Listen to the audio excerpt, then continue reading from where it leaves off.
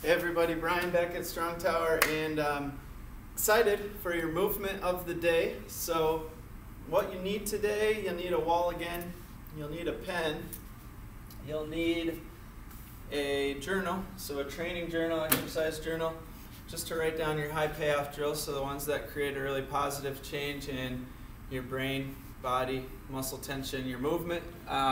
So if you have a journal handy, that's fantastic.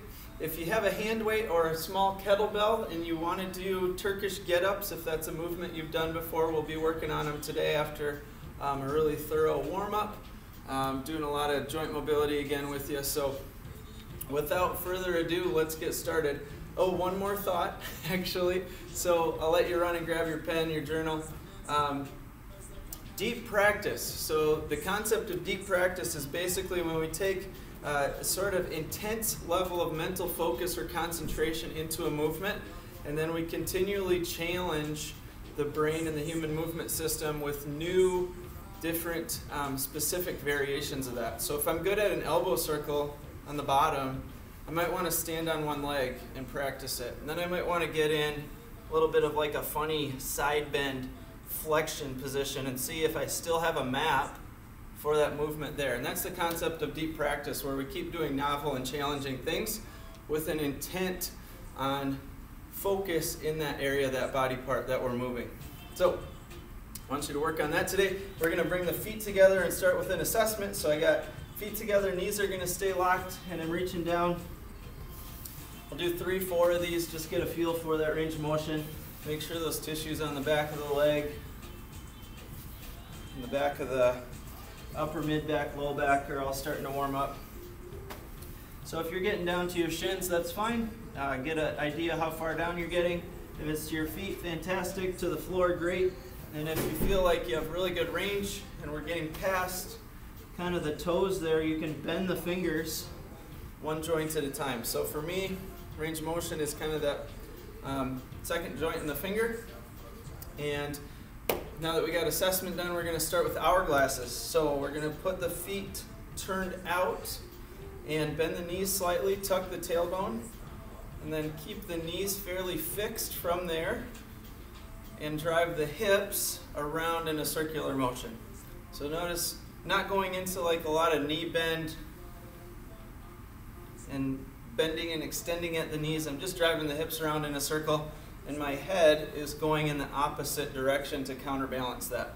So if that's challenging, and the concept of deep practice, we want to break movements down into their component parts to make sure you get a good feel for each part of that movement. So we could go side to side, and then we could go front to back. Again, comfortable, pain-free range of motion. Once you have those 4 corners, you can start to put them together. So side, front, side, and back with the hips. Side, front, side, and back. And then at some point, you can smooth those out and speed them up a little bit. So again, go at your own pace. Feet turned out, that's the first one. Now we're going to go to neutral stance. Same movement, but with a neutral stance. So feet are pointing straight forward. Going to then bring the hips around, head the opposite direction. Remember, if you need to do side to side and forward to back to start here, that's totally fine. Practice the movement as it makes the most sense to you. You can always start to combine side to side, front and back later to get that circular motion. Last foot position, we're going to turn in. This is my favorite because it actually decompresses the SI joint. So it takes pressure off of that SI or sacroiliac joint, which is arguably the most important joint in the body for gait. So as you walk, you need to have a good movement through the SI joint. It's kind of like a double C-shaped hinge joint that moves on itself as you walk. So if the SI joint's tight or it's compressed, turning the feet in can be a really good stance or posture, and then going through a gentle hip stretch out of that position. So those are hourglasses. Next we're going to go into a lateral head tilt with a lateral glide. So now my goal is to pull this ear up at a diagonal towards the ceiling and then back to neutral. So I'm going to lateral tilt, lateral glide, and come back to neutral. Other direction again, tilt, glide, lengthen, nice and tall, and back to neutral. Tilt, top ear gets pulled up towards the ceiling on an angle, and then back to neutral. Let's do one or two more. Great job. From there, we're going to go into finger closing sequence. So we did opening sequence last time, now we're going to do closing sequence. You guessed it, we're starting with the fingers open. Then we're going to close them one at a time. So I'm going to start with my thumbs today, pointer, middle, ring, and pinky. Pop them all open together, and then we're going to close one at a time again. So finger closing sequence again, should be able to do this in different positions, different stances. So you can get creative kind of with a movement template and start to piece together different ways of doing closing and opening sequences with the hands and fingers.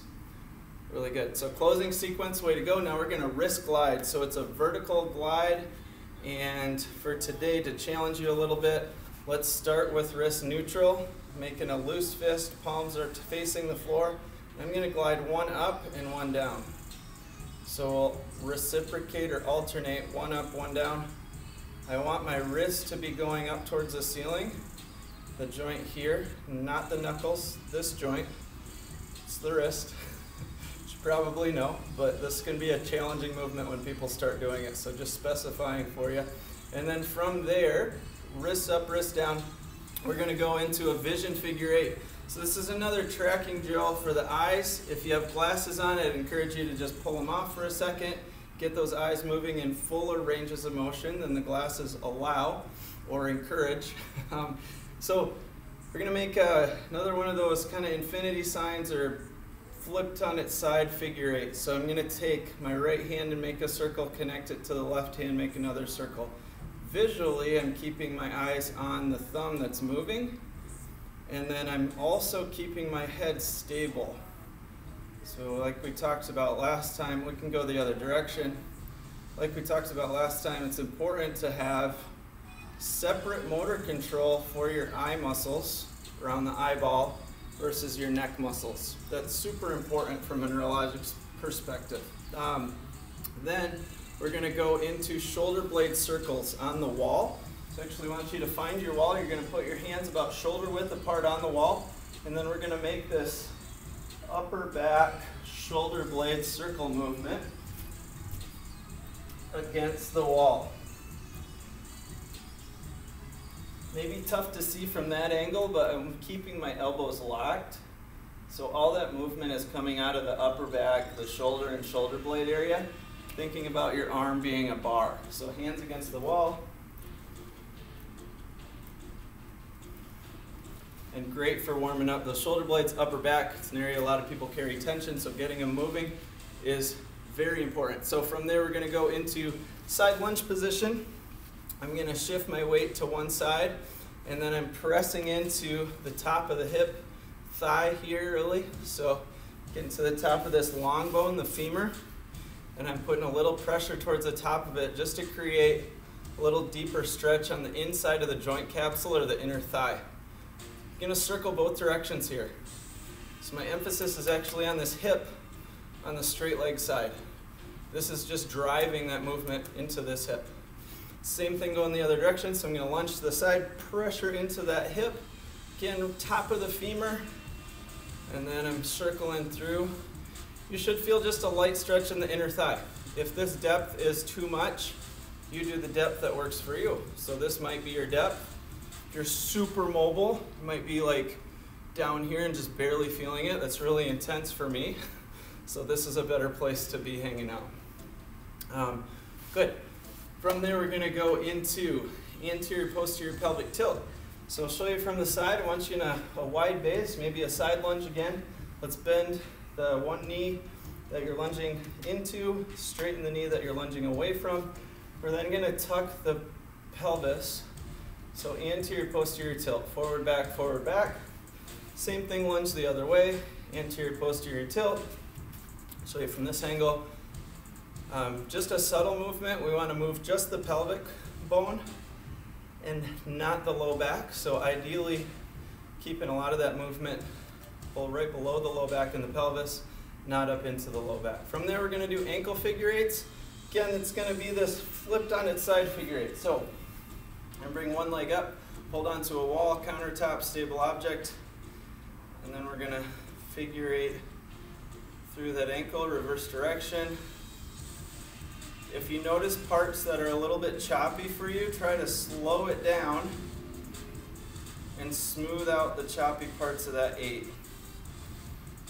So for me, left ankle has had a bunch of ankle sprains, injuries from basketball, and I'm still working on my brain body map. You can see a little bit of choppiness, jumpiness, or ratchetiness in that ankle.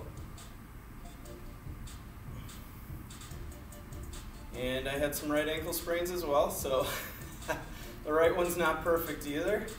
But again, if you find that there's areas where you want a little bit better, smoother movement, try to slow it down to work on that smooth movement. We're going to reassess forward bend. So we got our joint warm up pretty much done. We're going to then forward bend. And for me, it's a little bit better. Now I'm about knuckles to the floor.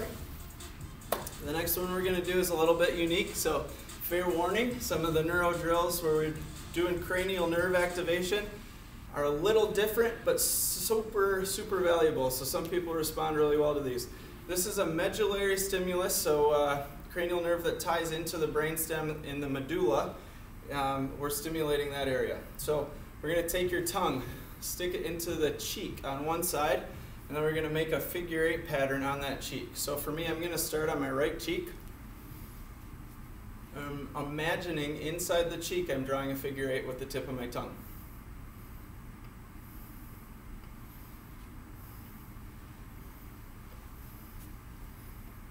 Good. You could go both directions. We want to get really specific here, and you can do this in a lot of these videos, movements, specifying right side versus left side. What's the impact on range of motion? So I'm going to retest my range.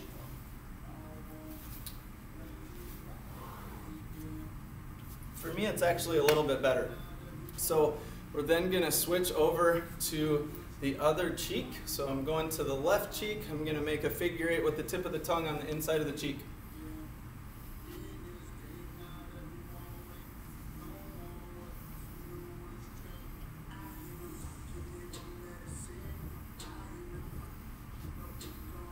Good. Both directions. Reassess.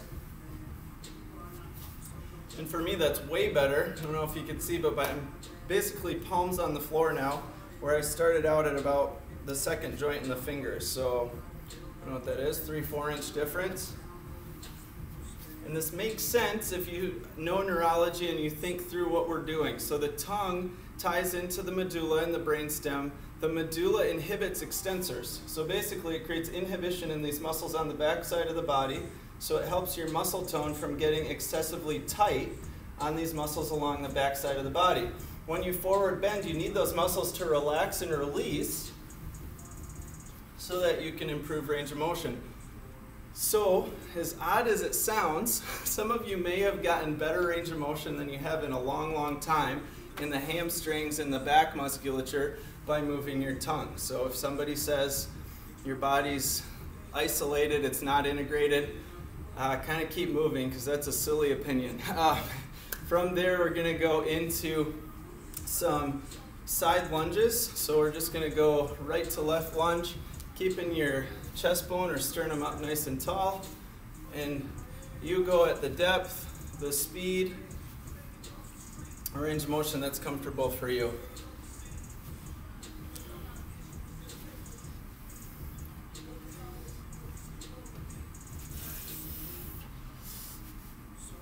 Good. Let's do a couple back lunges. So we're going to step back, step up nice and tall. Thinking long and tall through the spine. Again, range of motion that you feel comfortable with, you can control. If you want to be by a countertop or a wall to hold on here, that's totally fine too. Please be safe and practice within the bounds of your current balance abilities. From there, we're going to go into a forward lunge stance. So forward lunge position, I want a pelvic tuck or posterior pelvic tilt. From there, I'm gonna lift the pelvic floor. So a pelvic floor lift is kind of like you're trying to hold it if you had to go to the bathroom really bad. So lift the pelvic floor, and then from there, with that lift, I'm gonna do that kind of the hula hoop motion, moving the pelvis around in a circle. Same thing on the other side, so we're gonna go forward lunge, pelvic floor lift, and then hula motion coming through the hips. Let's go ahead and reassess. So feet together, knees straight. For me, that's similar to before, maybe not quite as good as the tongue figure eight. So lunge positions, extensor-based work may not actually be as helpful for creating flexor-extensor tone muscle balance as moving my tongue in a figure eight. As funny as that sounds. So from there, we're gonna move into some floor work. Just a quick note, the rest of these we're gonna be moving from the floor back up and back down a little bit. So if it's challenging for you to get down to the floor initially, please find a bed, take the video in there, and finish up some of these movements as you're able to off of a massage table, a bed, some type of surface like that that's easier for you to get onto. If you're good with the floor work, we're going to go ahead and settle down to the floor, and we're starting with shin box. So shin box, it's also called 90-90 squat or shin to shin, different names for it. So basically, we have the knees bent. If you can go to 90 degrees, that's great as a starting point. And then we're going to pivot with the hands down on the floor behind you. So I have my hands down for balance and support, and then pivot back and forth. So really good for hip range of motion, hip mobility, motor control in the hips. We're getting some kinesthetic feedback from the floor here, which a lot of people respond really well to. And then if you're good at 90 degrees, we can bend the knees a little bit more beyond that. If the knees can handle it, more knee bend, hands go behind again for support, and we're gonna pivot back and forth. Doing great. Love this movement. There's a lot of patterns that we can build off of from this. So if you can get good at these, as a coach's tip, I'd like you to get really good at these because there's some really cool things that we can start to build off of it. Kind of spiraling, rolling patterns, and hopefully you can ping ideas back and forth. If this is too tough for you, do let us know. Shoot us an email, shoot us a message in True Coach, and we'll know whether we can kind of progress into some of those other movements or not. Maybe we need to do a basic and an advanced video coaching kind of segment the two. Totally possible. From there, we're going to go into some hip bridges. So I'm going to lay back down on the floor. Got my pen, fell out of my pocket. Just make sure you're not laying on a pen or other hard object. We're going to bring the head down to the floor, press the hips up towards the ceiling, driving those heels into the floor. I have feet about shoulder width here. And I'm going to come back down, and I'm going to press up. So let's do 5 of these. Squeezing the buttocks muscles at the top, coming back down, press up. Shoulders should push into the floor there, and back down. I think that's 3. If I missed a rep, let me know. 4 and 5. Good. Coupling that hip bridge pattern then with the shin box I really like, so we're going to go back and do a few more of those. So pivoting, hip to hip, shin to shin, with the hands on the floor initially. Eventually we might start to move into hands up. If you're at that progression, you can go for it right now in this session. Good. From there we're going to go into the TGU, the infamous Turkish get up. So 2 options of this. I'm going to pause about halfway through the movement because for those of you that aren't ready to get up all the way off the floor, I do want you to stop at the halfway point, hold yourself there at the halfway point until we come back down and kind of reconnect with your positioning, and then we'll move through that first half of it together. Okay, so we're going to start with one arm up. We're going to do 5 of these on the right side, 5 on the left side. Bear with me, you got this. So knee up, hand up, same side. If the knee's up towards the ceiling and the foot's on the floor, the bottom of the foot, that arm is going up. We're just going to make a loose fist. If you're really good at these, you've done them already, grab yourself a light dumbbell, a light kettlebell, hand weight there, or a heavy kettlebell. And we're gonna brace the abs first. So before I do anything, I'm gonna tighten my tummy, lock that in, and then come up to the elbow. So I almost wanna create like a spiraling crossover action, up and across, pushing my base elbow into the floor. I'm then gonna spiral up on the outside of the hand here and get that palm down on the floor. So it's elbow to hand. We're gonna press the hips up. This is the bridge position, and this is the halfway point. So if this is as far as you feel like you can go, and maybe kneeling on the floor isn't a comfortable position, this is as far as I want you to go. If bridging up like that wasn't amazing for the shoulder or the opposite hip, then just come up to the seated position. So wait for us here, we're gonna finish the movement. Bridge, come up and through, and then drive off that front leg and stand it up. So that's the first half of the get up, and we're coming back down into the second half. And then again, if you were in the bridge here, felt like you didn't want to go into that half kneeling or standing position, now reconnect with us and come back into finishing the movement. So elbow down, and I'm all the way down on the floor. That was 1. We're going to 5, you got this. Knee comes down, we're pushing up off that lead leg. Back down, hand connects to the floor. You want your shoulder blades squeezed together just a little bit here to create some upper back stability. Thread the foot through, hips coming down, elbow down. Again, if you had paused halfway, finish up with us, back down. Abs engaged, up and across.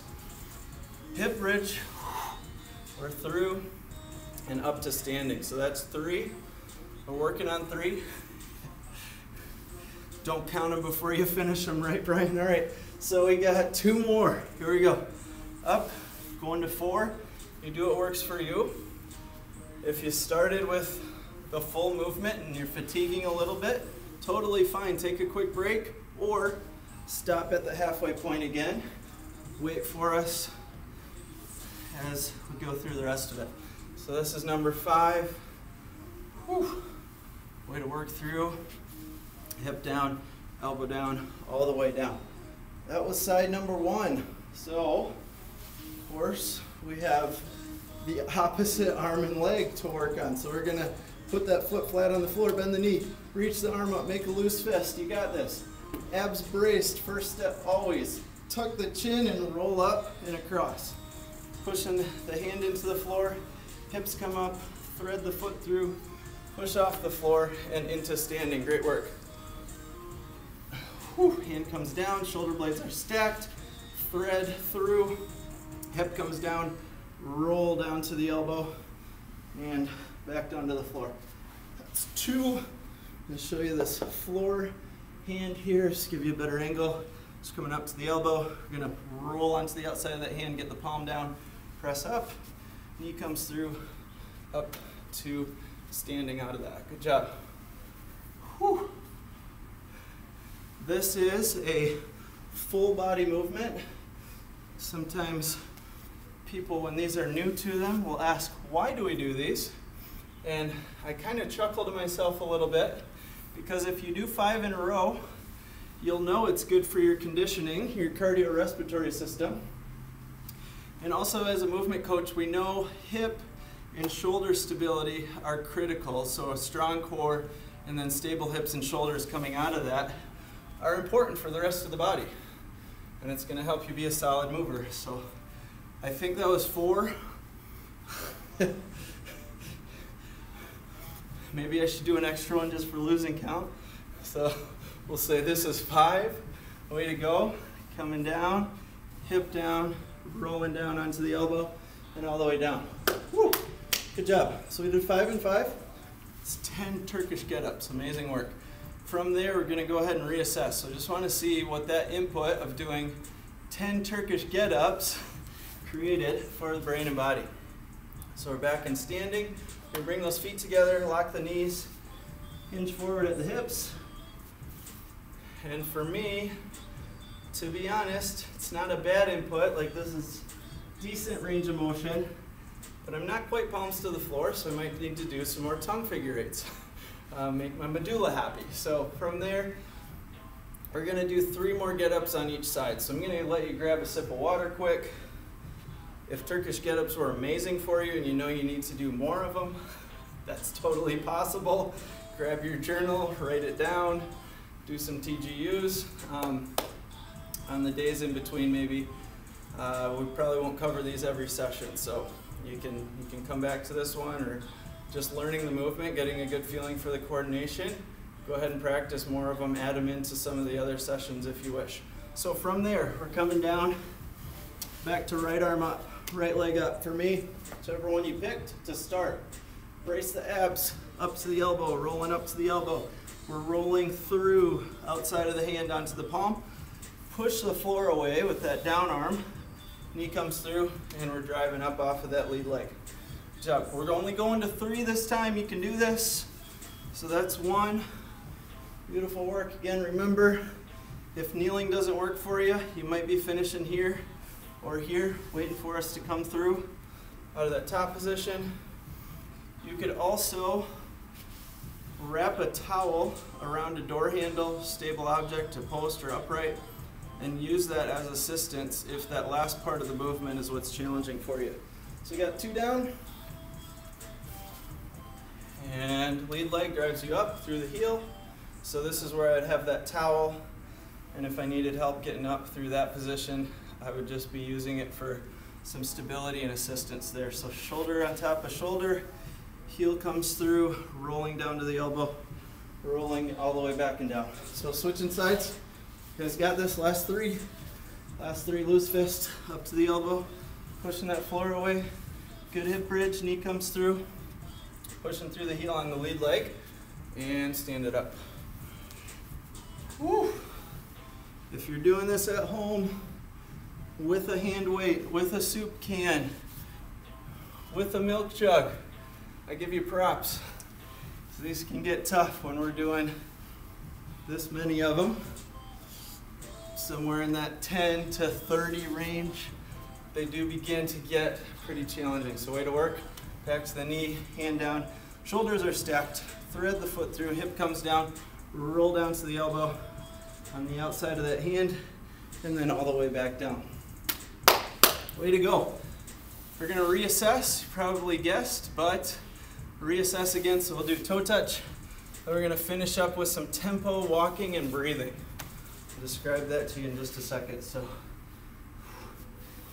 pretty much the same as last time for me, so TGUs are okay. It's a good movement. Maybe I should do tongue figure 8s while I'm doing TGUs. Not gonna try to do that on video though, sorry. So walking and breathing. With your tempo, I want you to start with a nasal inhale, 2 breaths or 2 counts in through the nose, 2 counts out through the mouth.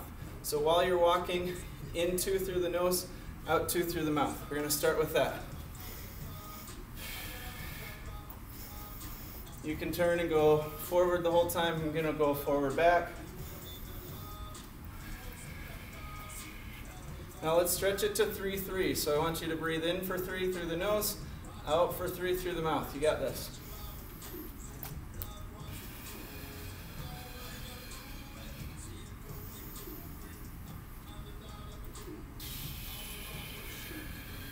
Good job, good job. Let's stretch it to 4-4. Here we go. 4 in, 4 out. Nasal inhale, mouth exhale.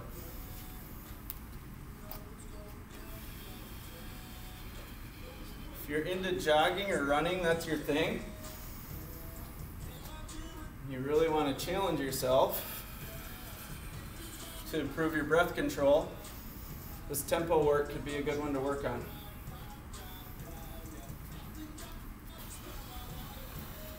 All right, if you're good with 4-4, you can reassess if that really stretched you. If you want to try, we'll do one more, we'll go to 5-5. So 5 inhale, 5 exhale.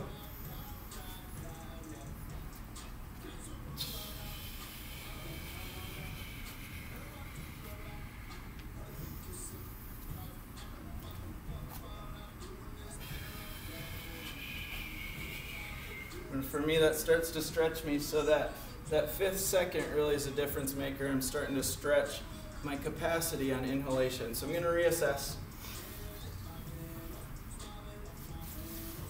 That was actually pretty good. So I'm pretty much palms to the floor again. Breath work, again, is a brainstem activation. So if we're activating the medulla again, I'm getting palms to the floor, sort of makes sense.